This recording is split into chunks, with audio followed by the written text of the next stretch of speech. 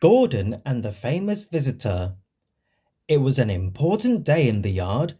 Everyone was busy and excited, making notes and taking photographs. A special visitor had arrived and was now the center of attention. "Who's that?" whispered Thomas to Duck. "That," said Duck proudly, "is a celebrity." "A what?" asked Percy. "A celebrity is a very famous engine," replied Duck. "Driver says we can talk to him soon."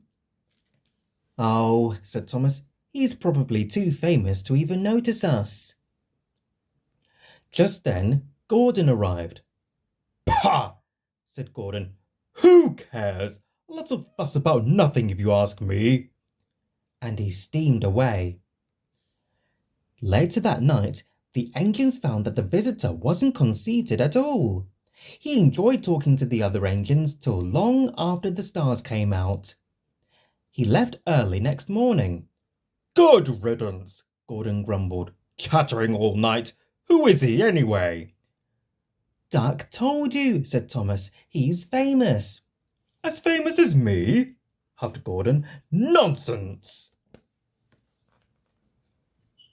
"He's famouser than you," replied Thomas. "He went 100 miles an hour before you were thought of." "So he says," snorted Gordon. "But I didn't like his looks. He's got no dome.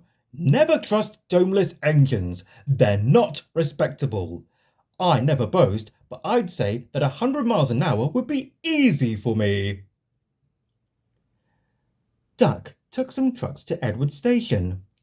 "Hello," called Edward. "That famous engine came through this morning. He whistled at me. Wasn't he kind?" "He's the finest engine in the world," replied Duck. Then he told Edward what Gordon had said. "Take no notice," soothed Edward. "He's just jealous. Look, he's coming now." Gordon's wheels pounded the rails. "He did it, I'll do it. He did it, I'll do it." Gordon's train rocketed past and was gone. "He'll knock himself to bits," chuckled Duck. "Steady, Gordon," called his driver. "We aren't running a race." "We are then," said Gordon, but he said it to himself. Suddenly, Gordon began to feel a little strange. "The top of my boiler seems funny," he thought. "It feels as if something is loose. I'd better go slower." But it was too late.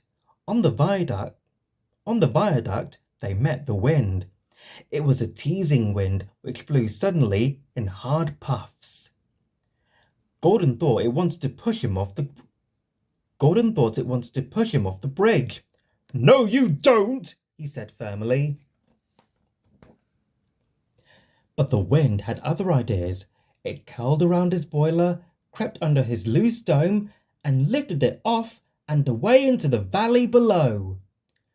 Gordon was most uncomfortable. The cold wind was whistling through the hole where his dome should be, and he felt silly without it. At the big station, the trucks laughed at him. Gordon tried to wheesh them away, but they crowded round no matter what he did.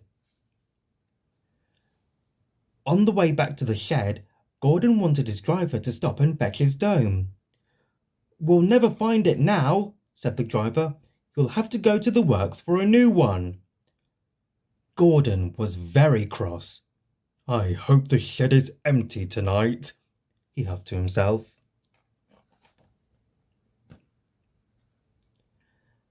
But all the engines were there waiting.